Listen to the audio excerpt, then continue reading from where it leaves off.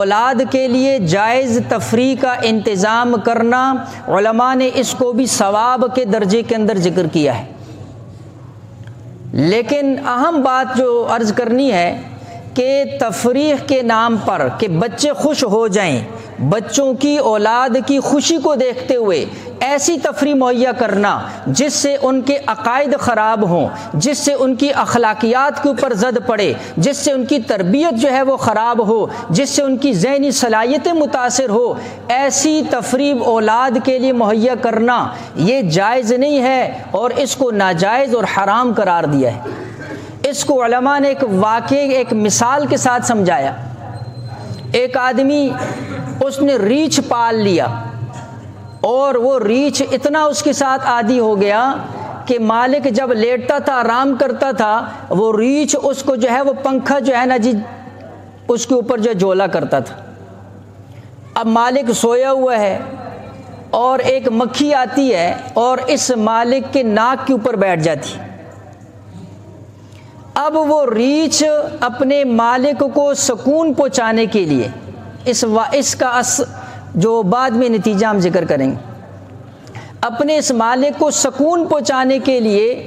وہ اس مکھی کو اڑاتا ہے۔ ایک دفعہ اڑایا پھر آ گئی، دوبارہ اڑایا پھر آ گئی،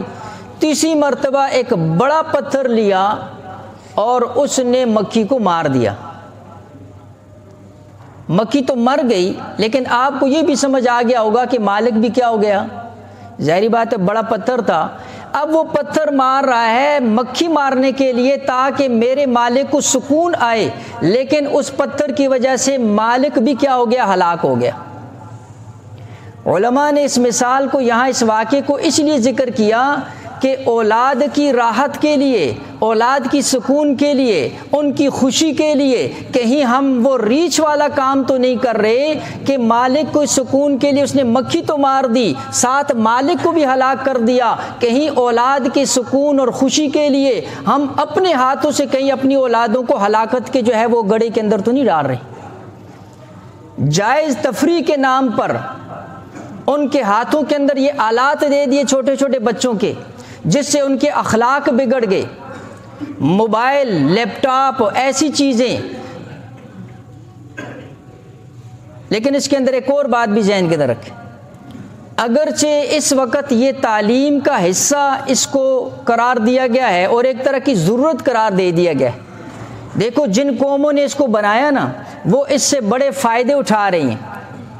اس کو تعلیم کے شعبے کے اندر استعمال کر رہی ہیں۔